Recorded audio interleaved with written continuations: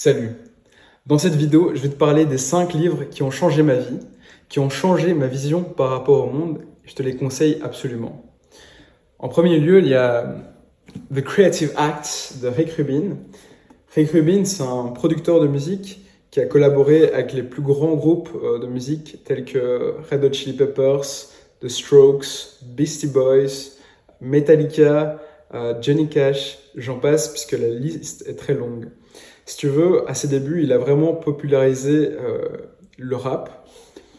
Ce livre, déjà, m'a aidé en tant que musicien, mais aussi en tant que créateur.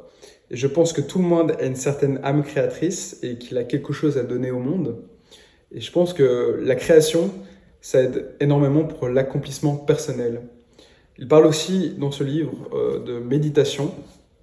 Le conseil le plus fort du livre que j'ai retenu, c'est Embrace the process and not the outcome. Donc en français, c'est accueille le processus, pas le résultat. Ça fait un peu bizarre, mais c'est comme ça en français. Beaucoup de gens, en fait, veulent être riches, veulent avoir une chaîne YouTube à 1 million d'abonnés, veulent avoir un corps saillant et musclé. Mais quand il s'agit de vraiment mettre les choses en place, il n'y a plus grand monde. Il faut vraiment qu'on apprenne à apprécier chaque étape qui nous mène à là où on a envie d'aller, qu'il faut qu'on accepte de faire des erreurs, parce que si on passe à l'action, on va faire des erreurs. C'est un peu comme dans un jeu vidéo. Tu n'as jamais fini GTA 5 sans que tu ne rates une mission. C'est comme ça. Donc, deuxième position, il y a Rompre avec soi-même de Joe Dispenza. C'est marrant parce que j'ai pas vu beaucoup de gens parler de ce livre, alors qu'il a été super impactant dans ma vie. Joe Dispenza, c'est un neuroscientifique américain qui a une approche holistique intégrant science et spiritualité. Sa philosophie repose sur l'idée que nos pensées, que nos émotions peuvent influencer notre biologie et notre réalité extérieure. En gros, il pense que nos pensées peuvent attirer des choses positives ou négatives dans notre vie. Pour moi, il a vraiment amené la loi de l'attraction plus loin et il a voulu la théoriser. Dans le livre Rompre avec soi-même, il dit que les émotions sont comme des drogues. Il dit qu'on peut devenir accro, dépendant à certaines émotions, qui nous permettent de répéter des schémas avec lesquels nous connaissons une grande familiarité, qui nous semblent en fait très confortables. Ce sont des émotions qui nous ont peut-être aidés à certains moments donnés de notre vie, mais qui maintenant nous bloquent et qui ne nous permettent en fait pas d'avancer. Donc pour lui, on va créer des pensées qui vont générer des situations, des réalités physiques qui nous sommes familières, confortables et qui vont à leur tour nous procurer une certaine émotion.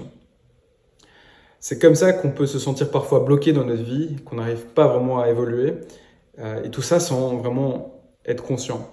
Il nous donne dans ce livre plusieurs clés pour casser des schémas et pour aller vers des situations peut-être inconfortables mais qui vont nous faire évoluer.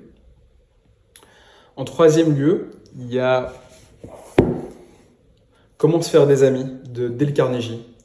Dale Carnegie, c'est pour moi un pionnier du développement personnel américain. Donc, c'est un écrivain, un conférencier qui est connu aussi pour ses ouvrages sur les relations humaines et sur l'art de parler. Ce livre, il a presque 100 ans et c'est toujours un best-seller. Ça m'a beaucoup aidé parce que, étant introverti, j'étais toujours un peu fermé au monde, un peu timide peut-être. Et ce livre m'a vraiment permis de m'ouvrir plus au monde et d'explorer un peu mes interactions, ma manière de communiquer. Il est simple à lire, efficace, et j'ai directement mis des choses en place après la lecture de ce livre. Et j'ai retenu 2 principes qui sont fondamentaux maintenant. Donc c'est toujours utiliser le nom des personnes avec qui vous communiquez. En deuxième lieu, c'est écouter activement et encourager les autres à parler d'eux-mêmes. Donc en général, les gens, ce qu'ils préfèrent, c'est de parler et c'est de parler d'eux. Plus ils parlent d'eux, plus ils vont se sentir bien avec toi et plus en confiance. En quatrième lieu, j'ai Atomic Habits de James Clear. Donc ça, c'est le dernier livre que je suis actuellement en train de lire. J'ai presque fini. Pour moi, il complète bien Rompre avec soi-même de Joe Dispenza. C'est un livre qui offre vraiment des solutions pratiques à un problème que tout le monde rencontre. On a tous des mauvaises habitudes de par notre éducation, de par notre environnement, qu'il faut remplacer par des bonnes. Il y a pour moi vraiment un point important qui m'a marqué, c'est les 4 lois du changement du comportement, donc pour instaurer des nouvelles habitudes. En premier lieu, c'est rendre l'habitude évidente. Donc ça va faciliter le déclenchement de votre nouvelle habitude. Donc c'est par exemple, si vous voulez apprendre à jouer de la guitare, placez votre guitare au centre du salon. Vous la verrez tout le temps et vous allez en jouer d'office. Deuxième lieu, rendre l'habitude attrayante. Associez votre nouvelle habitude à quelque chose de positif. Par exemple, écoutez votre musique préférée uniquement que lorsque vous faites de l'exercice physique.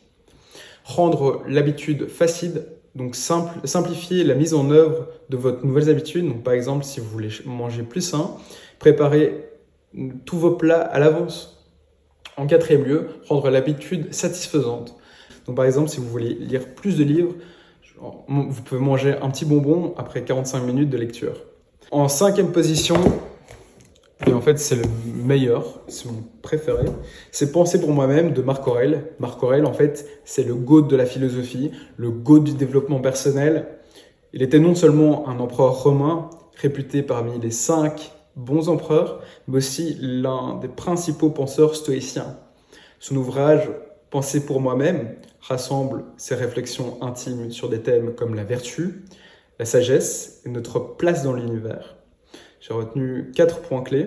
Premièrement, la philosophie stoïcienne. Marc Aurèle utilise ces principes pour garder l'équilibre face au haut et au bas de la vie, en prônant la maîtrise de soi, l'acceptation des événements extérieurs pour trouver le bonheur. Deuxièmement, son approche de la mort. Il nous rappelle que la vie est courte et fragile et nous encourage à vivre pleinement chaque instant sans craindre l'inévitable. Troisièmement, pour lui, traiter les autres avec respect et compassion, c'est vraiment essentiel. Il valorise les liens sincères et bienveillants qui enrichissent nos vies.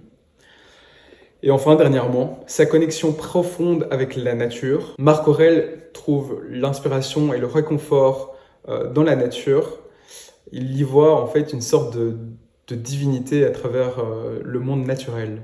En somme, pour moi, Penser pour moi-même est une sorte de guide stoïcien accessible pour une vie équilibrée et vertueuse, remplie de réflexions profondes sur notre existence et sur la façon de naviguer à travers les défis de la vie quotidienne.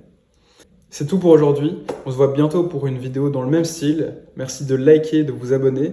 C'était Traction Man. Ciao!